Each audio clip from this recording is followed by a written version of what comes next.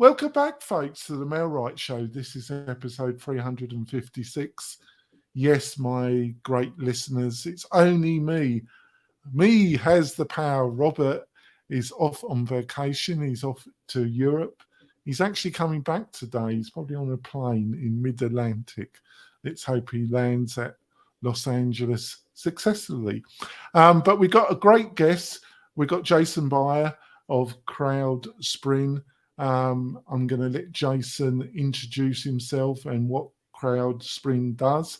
And we're going to be talking about the difference between brand and brand identity if you're a real estate agent or a brokerage. And it should be a great discussion. So, Jason, would you like to quickly introduce yourself to the listeners and viewers? Appreciate it, Jonathan. Yeah, I'm excited to be here because branding is just that secret sauce. It's that way you stand out.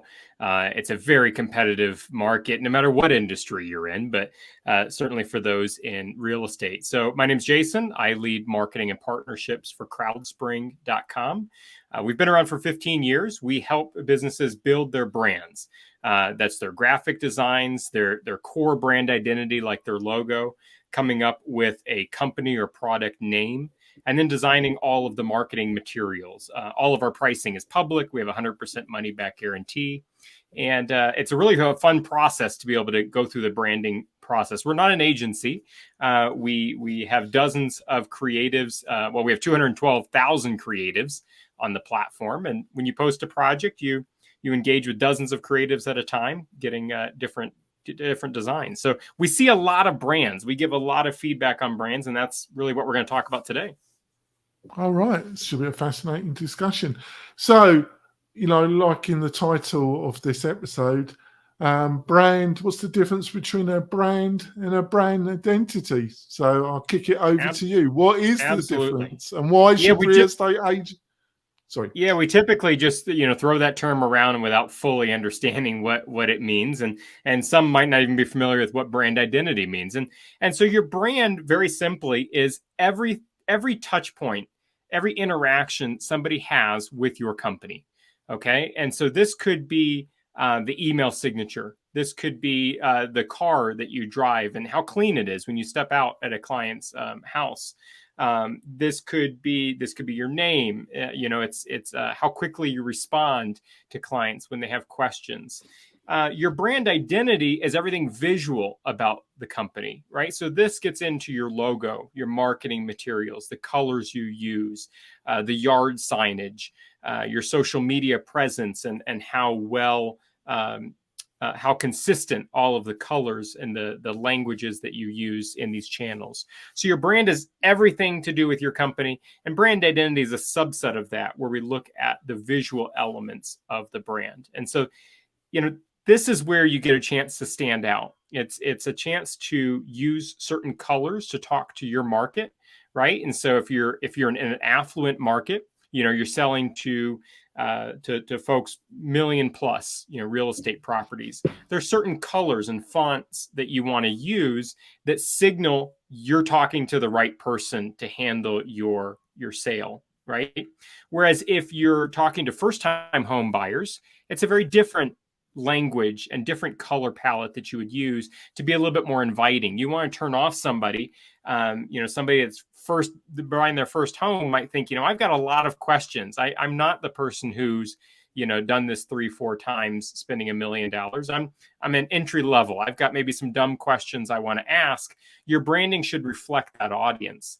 And so really what we're getting at is the foundation to a brand and a brand identity, the visuals, is understanding who your audience is, right? Mm-hmm. Are you the real estate agent for a specific group, for veterans, first-time home buyers, single moms?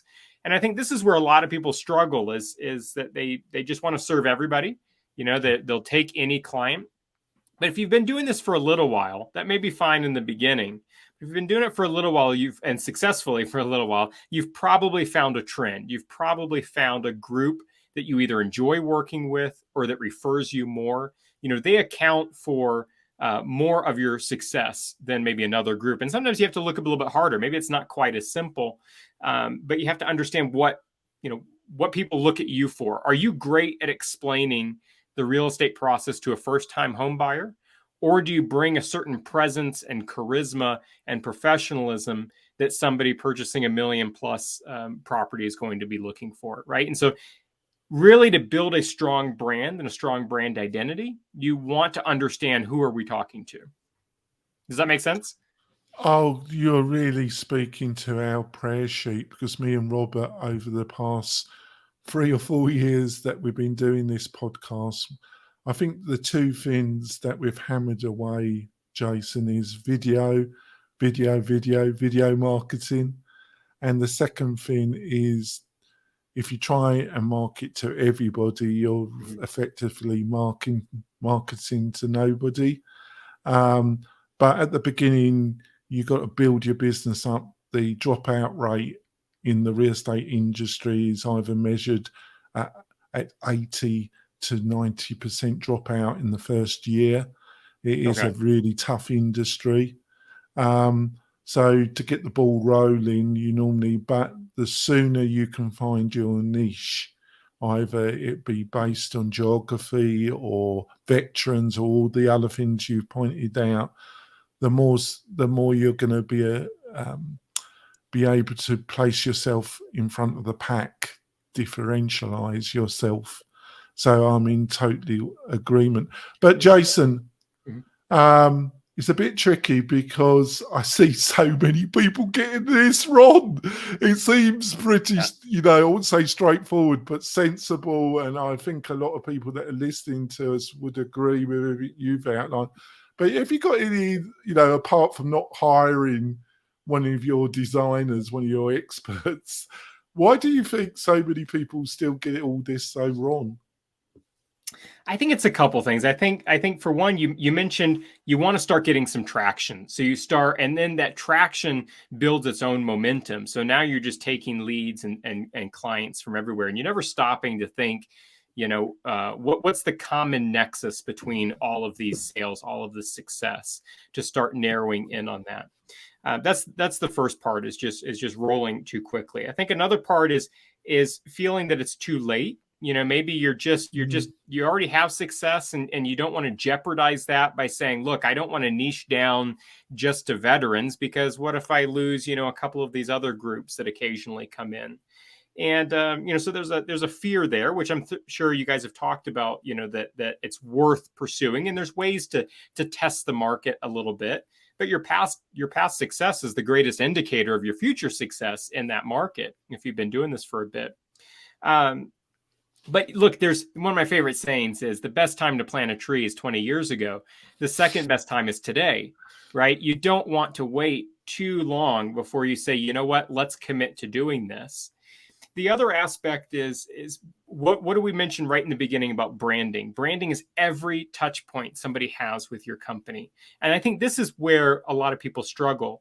They may like their logo, they may like their marketing materials, but they don't look at every touch point a customer has. One thing that drives me crazy is to see an AOL email address or a Yahoo email address. It's that instantly loses credibility, right? You're showing your age in a way that doesn't show your experience, just your focus in the past in a way, right? So when you don't use, the best way is just use a branded email, right? So it's your name at your company. But if you're not going to go that route, and those routes are very inexpensive now, certainly look at, what would be considered more professional email, something more acceptable like Gmail or iCloud or something like this. So it's every touch point we've got to look at. When you pull up to, the site, your outside of your car might be clean, but what does the inside state look like? Right? What does our professional presence look like, with our clothing? How do we answer the phone? Do we always sound tired and exasperated? Right? How quickly to respond to clients? These are all part of your brand, right? And so if we start looking at each of these, we can start to build a more consistent brand. Is this making sense? Oh, totally. Absolutely. Yeah, it does. What's your position when it comes to, because I don't know, first of all, some of our listeners, can you give some idea around price? What kind of budget do you? Sure. So, Logue, would you suggest, Logue, what are some of the key things that a real estate agent should start off with working with you to improve or to develop? Is it the logo? Is it the business cards? Is it Sure. do you have some basic packs that are aimed at the real estate industry? Absolutely. So let's talk about why even have a logo, right? Why spend $5 having a logo, right? Why spend anything? The purpose of a logo is it's shorthand. We process visuals much faster than we do text. And it's a way of building brand recognition, right? Because you're going to be building brand recognition regularly with maybe sponsorship of little league teams and postcards that you're mailing out and flyers that you're handing out and business cards, your vehicle that's driving down the road. These are all touch points. And we typically need multiple touch points, right? Before we say, hey, I remember this agent, I remember their focus. And so the purpose of the logo is to embody your entire brand in one very succinct package that can be processed thousands of times faster than text and thousands of times faster than your elevator pitch, right? You should see that logo and instantly recognize who's the audience, right? And what I mean by that is if I said that my sole focus were veterans, right? I'm going to need some type of maybe an element to tie me to real estate, right? But I'm also going to have certain colors, right? Maybe camo or gunmetal gray or something like this. I'm going to be using more sharp angles, something we'd call more masculine than, something that's flowing and circular, right? So there's different shapes. Now, the business owner, the real estate agent doesn't need to know this. They just have to communicate to a designer, here's my audience. And the designer knows the color palette and the types of information to convey in that logo. So that's why we have a logo in the first place. We want to build a consistent visual representation of our brand and who we focus on. In terms of price, and this isn't talking just about crowd, generally things that are free are worth that amount, right? And so when you start looking at the free logo generators and things like this, really what they're doing, they use fancy language to say that they're taking stock photography up.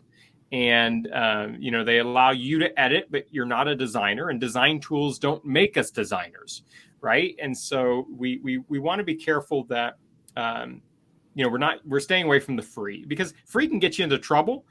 Because it can rip off somebody else's intellectual property, and then they can come to you and say, hey, your logo is too closely related to ours. But even more scary than getting potentially sued is the loss of business, the loss of brand recognition. There's a couple industries, and you'd probably guess these if I gave you a couple minutes, but real estate, dental, and legal are some of the worst industries for logos. They all use the same stock designs, which means they're not speaking to anybody. But you can probably think of a couple examples. Every town has, the pink real estate agent, right? Where they brand themselves with, a very, Pepto-Bismol pink that stands out, right? You can recognize these in your market. But having a generic logo is going to be a loss of business. And so, really what it comes down to is custom design means somebody's going to spend several hours working on your design. We start at $300 for a logo, but it's not just one design. You're getting dozens of custom designs, and you get to pick the one that you like the most and iterate to find the style that, give feedback and say, hey, let's make some changes here. But ideally, stay away from the free, watch the relatives where it's somebody's cousin's sister's best friend, where they say they're a designer, and you really want to find somebody who's been in this industry and knows what you're trying to do. Yeah, before we go for our break, I think there's two areas. Obviously, if you're starting off in this industry, or you've got over the first year, you're well into the second year, you're getting leads, you're getting commission checks, the ball is rolling, right? I think there's two things that you shouldn't skimp on. When it comes to the logo, we advise our people, if you can't afford a logo and you're having one of the MailRite websites, and we combine that with our digital marketing lead generation tools, but if you can't afford a decent logo, just just let us choose a decent font, and it just be your name. You know, Right. just go with a nice font. It's better than a cheap looking logo. Sure. So, and when you've got the ball rolling, invest in getting a decent logo done. Don't cheap on it, right? And I think your starting price is quite reasonable. And the second thing is don't cheap on professional photography of yourself. Right. It's a bit. I've just recently had some new professional photography done. I was a bit taken aback by the price. I think I got. She did a really good job, and she was a little bit disappointed that I didn't want like 10 photos. I kept it to 5. I think she already spent the money, but it really it is a decent investment because real estate is a person-to-person business, and really having out-of-date photography or photography of yourself that isn't done that well, I think it's awful. Just to finish before we go to our break, what do you think of that statement? Oh, I couldn't agree more. I mean, when you look at the best way is not to look at your own brand, but to look at some other folks in your market, right? Because you'll be more critical of them than you will be of yourself.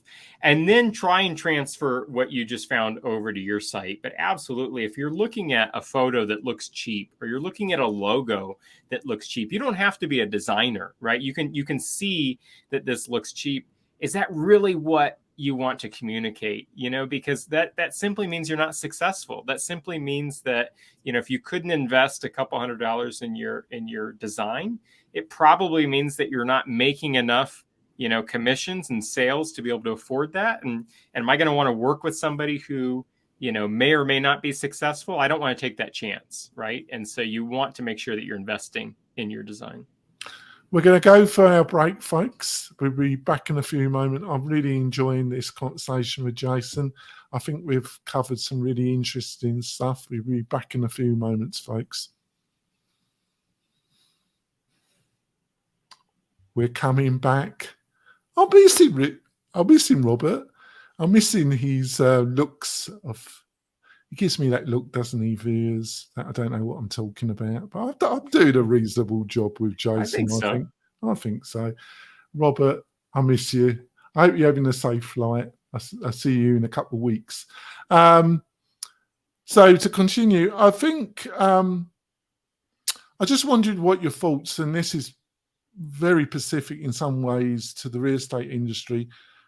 Real estate agents are self-employed businesses, and a lot of them either have to be brokers or they have to work with a broker. Sure. And if you're starting out, you're best to, even if you're in a state where you don't have to, you'd be well advised to join a brokerage and get mentorship. But a lot of brokerages, a lot of agents, they just take whatever digital package that the brokerage provides. They utilize the brokerage logo. They utilize, which they normally have to pay for with a monthly digital fee, the one page on the brokerage website. Or I think as soon as you can, you should have your own digital presence online. Sure. You should have your own website. Use the brokerage's website, but have your own website as well, and have your own branding. I think it's crucial. First of all, would you agree with that? And secondly, why you think it's so important? Absolutely. Going back to that thought earlier that the best time to plant a tree was 20 years ago. You don't want to wait for some of these decisions. You don't know what the future is going to hold for you. You might like working there currently, but what happens if that changes? What happens if it's not mutual? What if you enjoy working there, but they don't, right? And so, we've got to be careful that we invest in some platforms that are going to stay, right? The test of time. And the only way to do that is to have full control, right? When we think about our investment in social media platforms, LinkedIn is not guaranteeing that they're going to have a profile page for you next year, right? Twitter, Facebook, all of these channels could remove you if they don't like you, or they could shut down. And so if we invest, just like we wouldn't, we'd think about that, and maybe we would, collect email addresses or start building offline relationships with these folks. We also want to do that with more the professional side. So I fully agree with you. Having that presence, simultaneously with, your presence with the brokerage, just allows you to start building SEO, allows you to start playing with different ideas for your brand. So you definitely want to build that. And I think, you had mentioned early on, maybe when we were talking offline about, does a real estate agent have a brand? And I think, we typically think about brands as Nike, Starbucks, Disney. We don't think about them as individuals or smaller companies. Even if you're part of a brokerage and you're really using and relying on that brokerage's brand and brand identity, you still have a personal brand. And the best way to think about this is, acquaintances, friends, family members that don't have companies, they still have a brand, right? You would brand them as, that person talks too much, or that person is always well dressed. We shouldn't do it, but we, but it's natural, yeah. Yeah, it's just natural. And it doesn't have to be. It doesn't have to be negative, right? So the negatives kind of stand out a little bit more, but it could be the brand around this person's really helpful. Yeah. I just want to say, Jason, it's scientifically proven that when we're in a room, this has been tested, that we make a subconscious judgment of new people in about a minute. And when it comes to ladies, they normally do it in 20 seconds. I'm sorry. But we make, when we're in groups, I think it's ingrained in our biology. It's part of the human condition. A survival tactic that we make judgment calls in new groups very rapidly, don't we? Absolutely. They're both positive and negative. And so we want to control that narrative, right? Because that's taking place whether we know it or not, right? When you walk into a room, when you sit across from a client, you might not think of yourself as a brand. You might be thinking you're representing, another brokerage, another brand, but you are the brand. The company that, the individual is not sitting in front of Remax. They're sitting in front of Jonathan, right? And so that's very important to think about ourselves as brands. And so then, getting back to your earlier question about, should you kind of have something outside of just the brokerage? If you already have a brand being developed, you should be controlling that narrative, and that extends into the brand identity, which is the website and the logo and all of these things. But you should definitely start with something to be able to start building that brand. Yeah, I think that's fantastic, because I just want to put this to you and get a comment. Is that I just really don't feel that agents really understand what they're getting involved with. And I think it's to do with a lot of television shows that show the most successful agents in New York and Los Angeles. Sure. And God bless them, good luck to them. But this industry is a grind. It's a tough industry. You can be very successful, and it's open, but it's a grind. And what I don't think people understand is you got to have at least 10 conversations every day, and you got to have 2 presentations a month. And normally, and you've got to practice your presentations, but unless you're really, really hopeless, I mean, really bad, it's unlikely that you're going to fail at that presentation. And you should get at least one of those presentations to be a client. But they are going to check you over. Most people have 2 to 3 real estate agents that do presentations. And the first person asked, normally the first agent that does the first presentation, in 80% of cases, between 70 and 80, they are the agent that will get that client. But they're checking over those three agents to make a decision which one they're going to ask to do that first presentation with. And Right. what do you think they utilize as a judgment call? Your branding, your website, your images, your Right. testimonials. They make a judgment. What do you feel of what I've just outlined, Jason? Absolutely. I mean, I think in my own personal life, I utilize LinkedIn quite a bit, so when I have a conversation with somebody or before I have a conversation, I look them up on LinkedIn to see, what's their background, how are they approaching this? Where have they worked? We're judging them based on many different factors, like I mentioned, like what email are they using to respond with? Do they have stock photography, or is it professional for them? And then you're looking for some type of a specialty, right? You're looking for, does this person understand my unique needs, or are they just somebody for everybody? Because with so much competition, I can find the person I'm looking for. I can find the person that's a specialist in my need. And sometimes I don't know what my need is, right? Sometimes I need to be reminded that, oh yeah, my life is a little bit different looking for a home than somebody else's, right? It's a little bit unique, and it doesn't have to be much, right? The simple fact that, you have children or you work from home, these are all, unique specialties that an agent could specialize in to direct their clients towards successful properties.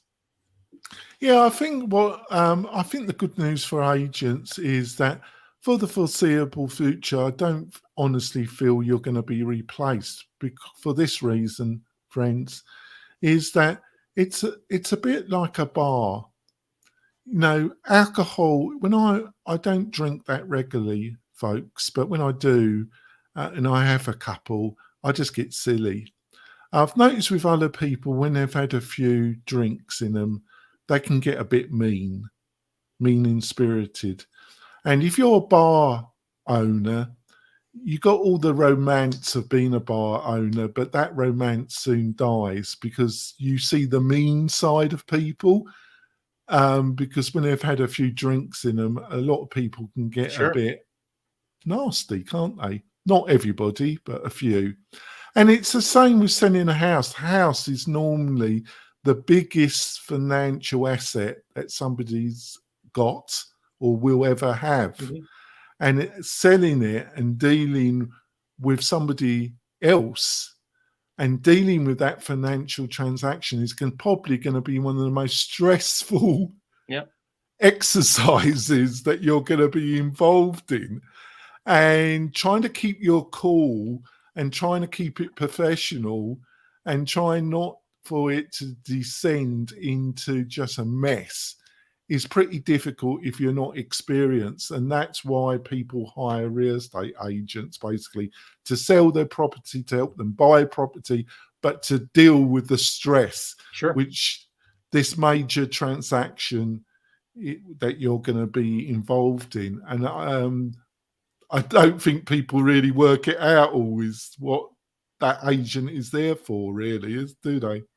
No, and if we want to kind of summarize what we've been talking about to tie it into that, if you want to see how important is your brand, how important are these quick signals that you're sending, think about how much time somebody spends buying a house, one of their biggest assets that they'll probably own in their life, and it is not that much time.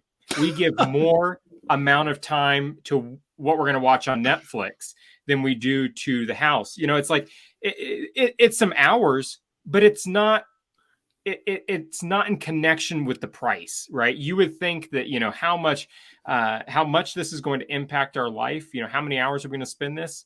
We go to a couple properties, we walk into a property, we spend maybe 10 minutes there. It's not, we spend a little bit more time negotiating. You add all of that up, and I think a lot of people are surprised how little time that actually is to make such a large financial decision, both buying and selling. And who's representing that? Who's standing there? it's this agent, it's a brand from this person. And so you're making very quick decisions with something that's very expensive.